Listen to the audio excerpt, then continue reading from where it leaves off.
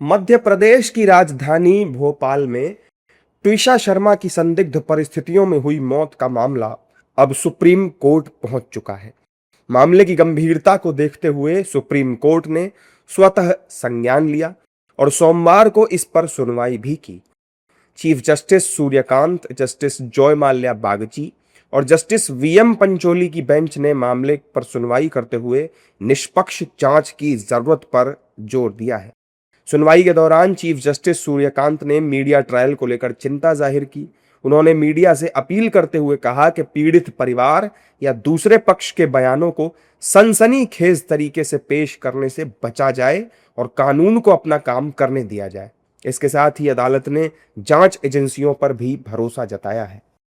Supreme court ने सुनवाई के दौरान दोनों पक्षों से संयम बरतने की अपील करते हुए जांच एजेंसियों के ही सामने अपनी बात उन्हें रखने के लिए कहा। इसके साथ ही अदालत ने साफ कहा कि इस पूरे मामले में निष्पक्ष, स्वतंत्र और बिना किसी भेदभाव के जांच होनी चाहिए ताकि सच सामने आ सके। सुप्रीम कोर्ट की सुनवाई के बाद ट्विशा शर्मा केस के वकील मृणाल सिंह ने कहा कि सुप्रीम कोर्ट के इस मामले में स्वतः संज्ञान लेने से लोगों का कोर्ट पर भरोसा बढ़ेगा और परिवार को न्याय मिलेगा।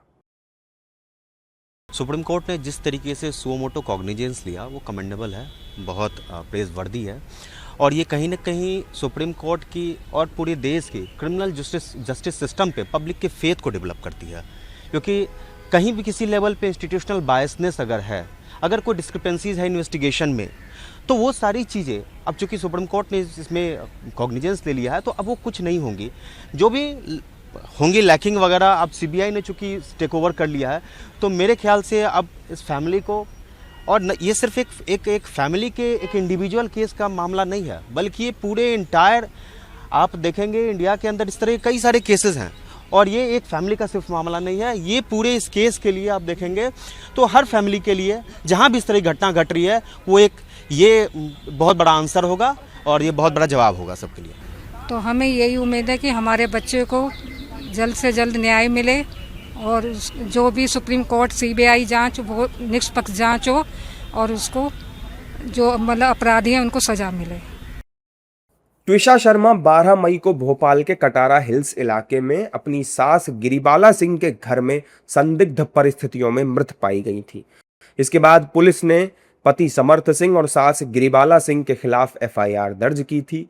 फिलहाल पूरे मामले पर देश भर की नजर बनी हुई है। सुप्रीम कोर्ट की सख्त टिप्पणियों के बाद अब उम्मीद की जा रही है कि जांच निष्पक्ष तरीके से आगे बढ़ेगी और ट्विशा की मौत के मामले का सच जल्द ही देश के सामने आएगा।